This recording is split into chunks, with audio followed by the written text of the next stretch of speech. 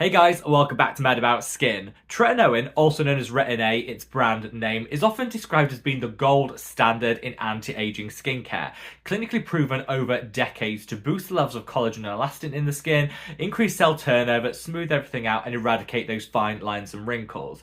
Tretinoin certainly works really well for a vast number of people, but for me, it's not something that I personally reach for in my skincare routine. I'm now coming to my 37th year here on planet Earth, and anti-aging is definitely a key focus of my skincare routine. So why do I not use tretinoin? I want to share with you the reasons why that's the case and why this ingredient might not be right for everyone. And some wonderful alternatives if, like me, tretinoin just didn't work for you. Sit back, relax, let's talk the reasons I don't use tretinoin. Now, before we get into this video, I would love to know your own Tret experiences. Give me your before and after the results that you've seen. Sound off in the comments section below and let's get that conversation going. I always say skincare is unique to us as an individual. Our skin will react differently to different products and ingredients, and you always need to bear that in mind. This is just me sharing my thoughts, feelings, and opinions. And if tretinoin works really well for you, continue to use it, because my motto in skincare has always been use what works for you. And that's definitely the case with retin-a. Whatever your thoughts on this key ingredient, if you enjoy this style of content, let me know by reaching down and giving this video a big thumbs up and a like. Honestly, this is the very best way of supporting me as a content creator, because the more likes the video gets, the more widely YouTube will distribute it on its platform. So from the bottom of my heart, thank you all so much. Now, without further ado, let's cut that waffle and delve straight on in. So I've previously documented my tretinoin journey. It's been a bit of a stop-start process over the many years that I've been involved in skincare. And I'll pull all those videos together in a playlist and leave a link to it up there if you did want to check some of it out. However, recently I've seen an awful lot more comments in my anti-aging videos saying, Rob, why aren't you using Tret? If you're not using Tret, you're missing out. It's the only proven ingredient. It's the gold standard. Lots of phrases like this. Honestly, Tret is great. It's a wonderful ingredient that can definitely have some clinically proven benefits when it comes to anti-aging. But like everything, it's situational. What works for one person might not work for everyone. And I think we need to reset our mindset. You know, calling out people's videos, if you're not using Tret, you're missing out. It's the only valid ingredient. It's the gold standard. It's not particularly helpful. And I know a lot of people out there that can't use Tret feel like they're genuinely missing out or that they're doing their skin a disservice. In this video, I want to share with you that that's just not the case. There are some great alternatives that you can use alongside Tret or in place of it and still get some really great results. So my journey with Tret started roughly around 5 or 6 years ago, where because of the hype, because of people talking about how effective it is, I went to the dermatologist and I got my prescription. I wasn't particularly careful with how I applied it. I was given some instructions, I didn't follow them, that's on me. And I definitely had a pretty rough ride when I first tried this ingredient. The irritation, the redness, the peeling, it was all in overdrive. And I stopped after like a month thinking, yeah, this just isn't the right product for me. Then the more I studied, the more I realised that actually following the clear instructions by your dermatologist is definitely the way forward. And I would recommend whenever you're prescribed something or you have an interaction with the medical profession, follow the advice. Do learn from my mistakes, follow the advice. And so I decided to give Tret another go, but use it in a more conservative way. You know, take the advice, start really gentle, build your way up. It was going okay for a period of time, but I still noticed around the 6-month point, I was still getting quite a lot of dryness, redness, and irritation. And I thought, surely by this point, that adjustment should have happened. So I went back to the prescriber and said, is this normal? Should this be happening? She said, yeah, some people just never really adjust to tretinoin. This is absolutely fine. Just keep going.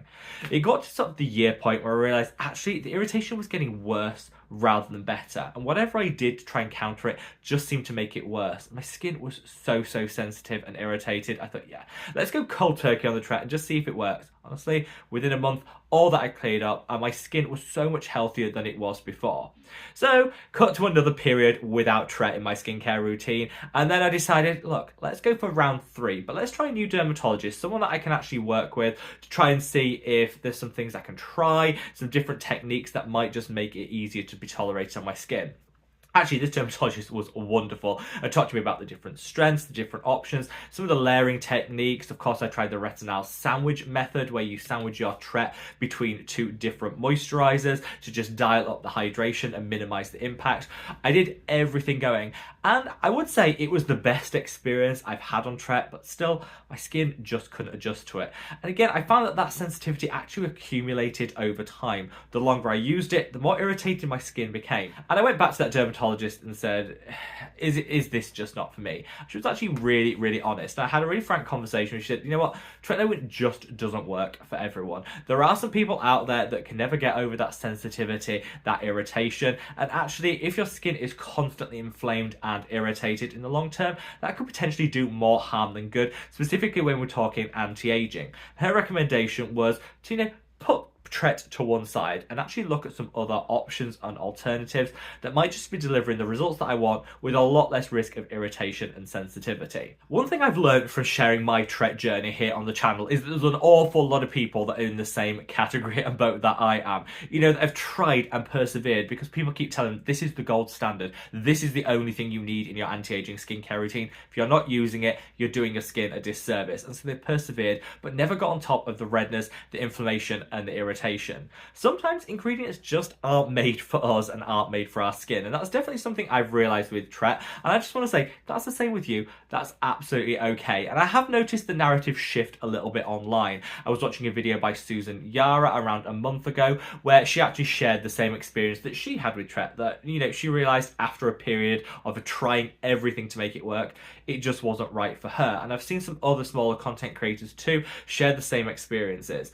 I think this is a really important narrative to get out there, because when it comes to skincare, we're all unique, and what works for one won't work for everyone. And so hopefully we'll move on from that. People have been called out in comments just saying, if you're not using this, you're missing out. This is the only thing you need. Because I want to share with you some alternatives if you can't tolerate Tret that might give you some really great anti-aging benefits and work in, if not exactly a similar way, give you very similar outcomes. So first up, you're going to want to swap tretinoin for another retinoid. Retinoids are all vitamin A derivatives, and there's a baffling array of different ones on the market, and they all work in subtly different ways.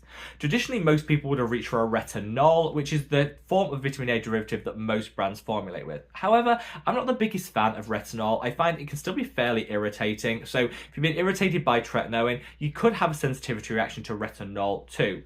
Also, it's not particularly stable, which means it has a relatively short shelf life before it starts degrading. I actually think the better alternatives are gram-active retinoid and retinal. Both of these have a lower risk of irritation than tretinoin or retinol, and I think they give really good results and outcomes, particularly when you compare it to the retinol alternatives.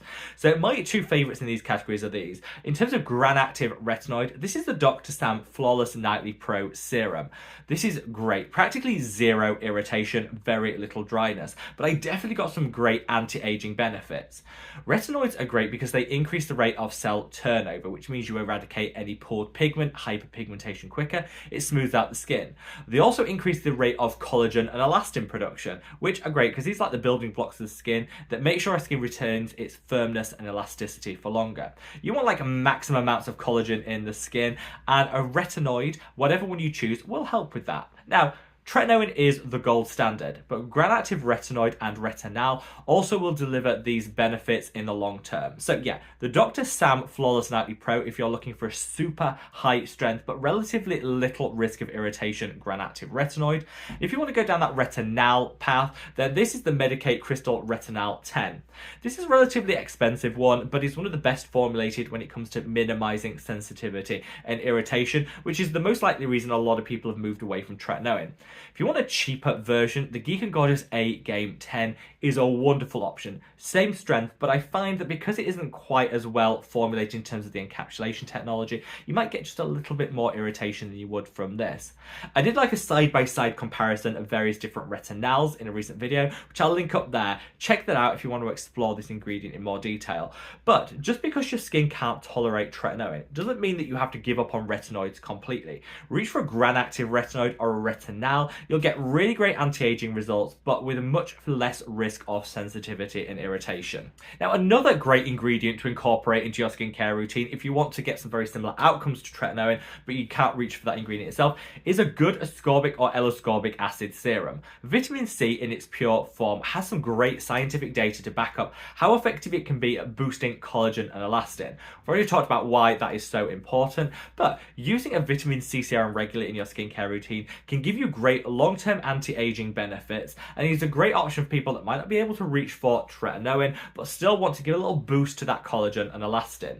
My top tip when it comes to vitamin C is don't use it in isolation. Pair it with one of these, a Centella Asica serum. Some recent studies have shown that if you combine vitamin C in its pure form, ascorbic or L-ascorbic acid, alongside Asica, it actually quadruples the amount of additional collagen produced versus just using vitamin C alone. I've got so many favourite vitamin C's. I love the one by Geek and Gorgeous. I love this little gem, which is the ordinary ascorbic acid 8%. Great if you've got a very sensitivity prone skin type. And this one that I'm waving about is the Allies of Skin Vitamin C 20% Brightening and Firming Serum. This one comes with a higher price point, but it's one of the quickest acting I've ever found. And honestly, one of the most gentle considering its high concentration. So if you're looking for quick wins, Allies of Skin have got you covered. If you're looking for something on a budget, Geek and Gorgeous or The Ordinary are amazing. Just remember to pair it with your Asica serum like this one, the PSA Skin Liquid Panacea, which I've linked, as I will all the products mentioned in the description box below. Just get that little additional extra collagen boost to the skin with, again, minimum risk of side effects and irritation. Now, finally, let's talk peptides. I would never be without my peptide fix in my skincare routine, and they have so many different benefits. Different peptides do different things. Some of them will smooth out fine lines and wrinkles. Others will boost the levels of collagen and elastin production by giving the skin exactly what it needs in order to produce that collagen in the first place. There's other peptides which can hydrate and plump out the skin, giving a very immediate anti-aging benefit, and I like to opt for a smorgasbord of peptides, multiple different ones held within the same formulation. The Medik8 liquid peptides is my personal favourite at the moment, but there's so many other ones on the market. I'll leave a link to my favourite peptides video, which I covered recently. Check that out if you want some little inspiration, but the one I personally use at the moment is the Medik8 liquid peptides. Glides onto the skin, feels so good, and is packed full of so many different peptides. Whatever your thoughts on tretinoin, know that it isn't the only option in an anti-aging skincare routine. If someone calls you out and says it's the gold standard and the only ingredient you need, step back and say, you know what, for some people that might absolutely be the case, but we need to change that narrative and say what works for one person won't work universally, and we shouldn't feel like we're missing out just because our skin can't tolerate tretinoin. I would love to know what your own experience with tretinoin has been. If it's working for you, let me know, because honestly, I'm a little bit envious that it's giving you all those amazing results and your skin can tolerate it. But if, like me, you can't, don't worry, you're not missing out. There are lots of other amazing anti-aging ingredients that you can incorporate in your skincare routine to boost collagen and elastin, fade hyperpigmentation, increase cell turnover with less irritation and less risk of inflammation that you'll get from tretinoin. Hopefully this just changes that narrative a little bit and gets that conversation going. But wherever you are in the world, guys, stay safe, stay well, and love your skin. Take care. Bye.